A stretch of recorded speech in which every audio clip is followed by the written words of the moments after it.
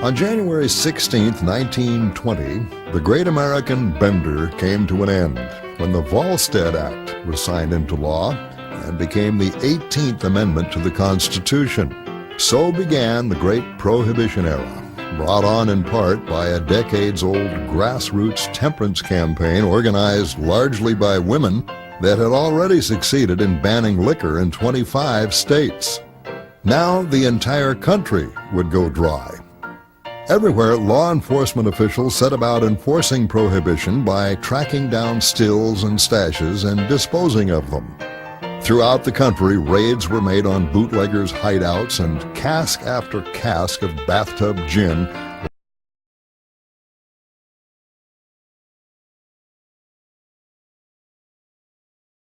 For another, crime soared as people turned to bootleggers to obtain their liquor. Supplying alcohol to a thirsty populace soon became the province of organized criminal syndicates, led by some of the most notorious figures in American history. Hand me that chopper. Say, what line of work you in, George?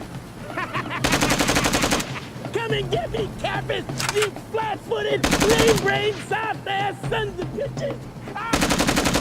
The problems with legislating morality soon became abundantly clear as underground drinking spots, speakeasies, flourished as millions of Americans evaded prohibition and continued to party like never before. The glamour of the speakeasies proved a powerful attraction, and later research showed that more people drank during the 1920s than before Prohibition.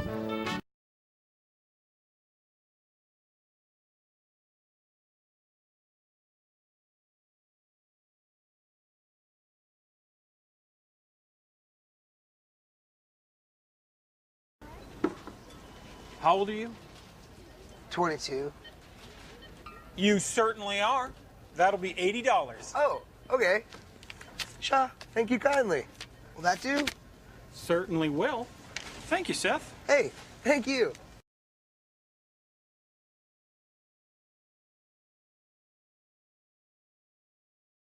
One out of 5 drinks sold in this country is consumed by an underage drinker. Is it working? Are young adults under 21 drinking or not? We need to enforce the law.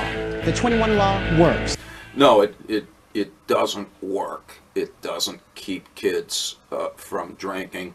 In fact, if anything, it fosters really dysfunctional and self-destructive drinking habits. When you prohibit the consumption of alcohol as well as other legal and illegal substances, what you get are stupid, self-destructive, addictive behaviors. I say alcohol must go! When you tell someone, especially a teenager, you can't do that, and it's something they're curious about, it makes them want to do it like 10 times more. I mean, I don't think that the drinking age being 21 has stopped anyone I know from drinking. These just drugs and alcohol satisfy natural human cravings.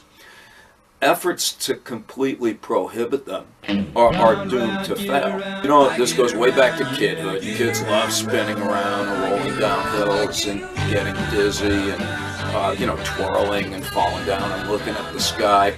You don't need drugs and alcohol to do that.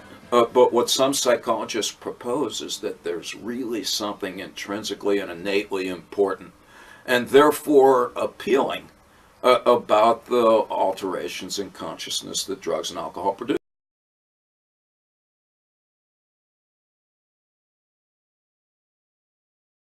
I acquired a fake ID because in order to have a good time. It's expected of high school students, expected of college students. I don't, condone supplying 8th graders with it, but I don't see a problem with supplying people that are clearly responsible enough to drink. They like the experience of being drunk.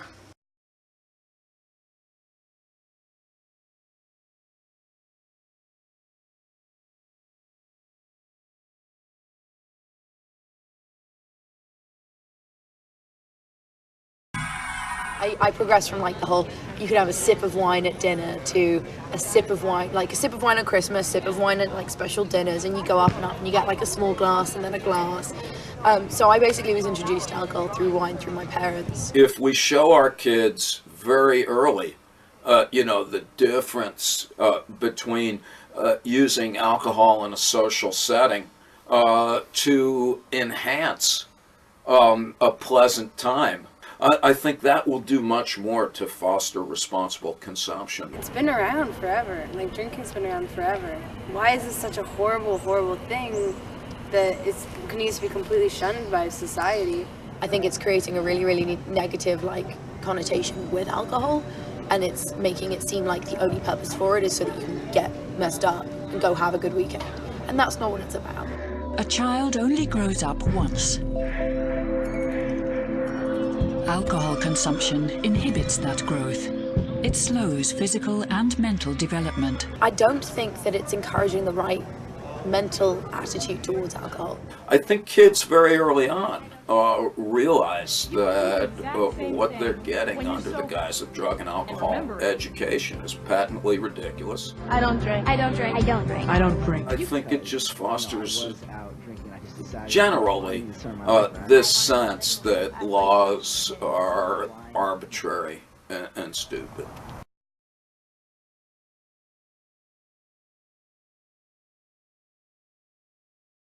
Cardle. I'm President Emeritus of Middlebury College in Vermont and still a professor of history there, and I'm the founder and president of Choose Responsibility. I think legal age 21 does several things that are problematic. First thing it does is abridge the age of majority in the eyes of the law.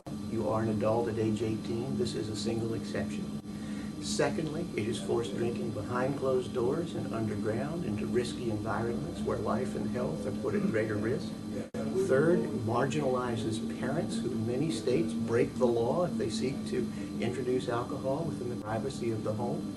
Fourth, it erodes respect for law and order because it is a law that is routinely evaded and therefore not held in very high esteem or respect by those most affected by it.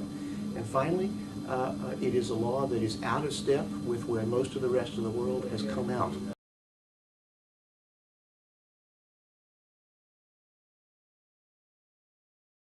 I can vote. I'm 18. I've been to Europe. I've lived by myself. You can die for your country at 18. You let them control a vehicle that can kill multiple people at 15. If we've decided as a culture that you are an adult, at that point, I see no reason to say you're an adult in every conceivable domain except for that one. It's taught me to be shady, I feel. It's taught me to lie. It just puts drinking up on a pedestal. Everybody does it, and yet we're doing something wrong. People like to drink alcohol.